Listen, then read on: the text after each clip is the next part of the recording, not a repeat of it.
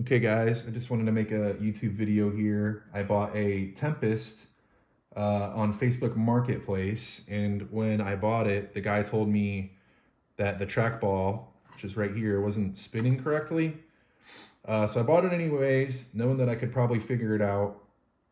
So what you want to do is, once you unscrew everything and you unplug the harness from here, you're going to get inside here, and there's going to be this square compartment which was being held down by this. Now this was actually kind of tricky, so I ordered these putty knives because I couldn't find anything to get under there. So what I ended up using was this one. Now it sat on here like this, okay?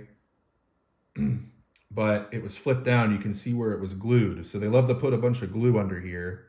So what I actually found out was easier was to pry in here on the side first. And then once I got under there, it started to pull up from this side. And then once I got it up under, then I started to kind of pull up under here, slowly lifted. And then I did the same thing. Well, once I got far enough, I just kind of tilted it and pulled it off. So when I got inside here, it was sitting like this. You're gonna see they have these rollers in here. So the first thing I did was, if you see the ball was sitting in here like this. Now it doesn't roll to this side very well, and that's what I remember when I first started playing it. So what I did was, if you put the ball in here, it won't roll away. Start spinning these. This one spins okay. This one spins really well. This one here doesn't hardly spin at all. So what we found was, if you take this out, and it is kind of hard to pry out, so it's got these bearings. There's one right there. That's the second time I've dropped it. But you'll see under here, there's like a little bit of rust. So I think that's what's sticking, and it's not letting it spin right?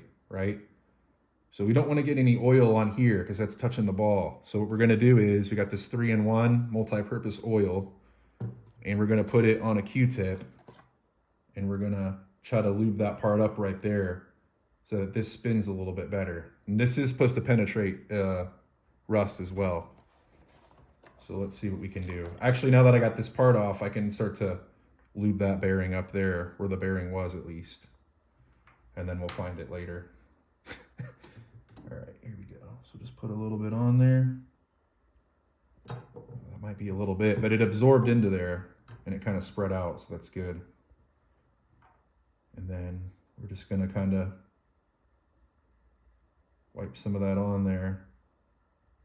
Now, I don't think this was even the problem side. I think this side right here was. So let's spray a little bit more on there. Let's see what happens.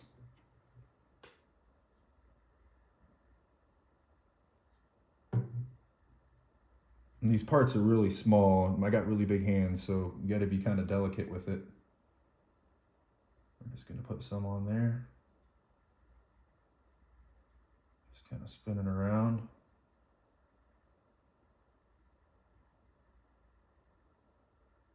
Now let's see what happens when we slide this back.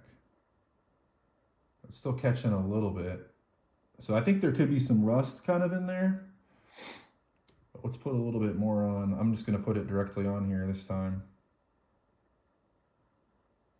And then I'm going to use this to just kind of rub it in, because I don't think I got enough on.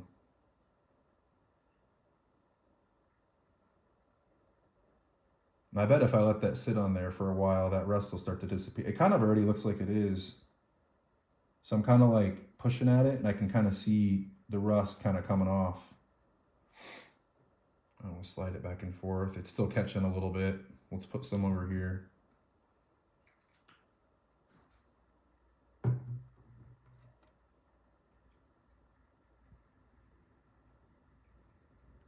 Spread it around. All right.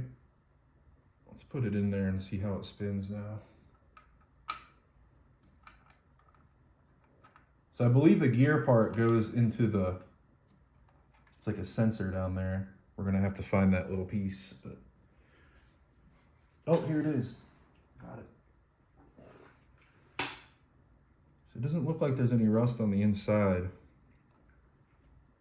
Let's put that on. We'll see if it spins. It's already better. Look at that. See how much better it's spinning? Okay, well, that's how we do it. I'm gonna do it on this one here as well. We got 2 bearings there. This one has 1 bearing. I don't know that I'm gonna oil that one because if you see here, it looks like that actually touches the ball. We don't wanna get a bunch of oil on the ball, I don't think. Now these bearings here do not touch the ball, but the roller does. So I am probably gonna clean up the rollers just to make sure I don't get too much oil on the ball or anything before I put it back together. So that's how we do it.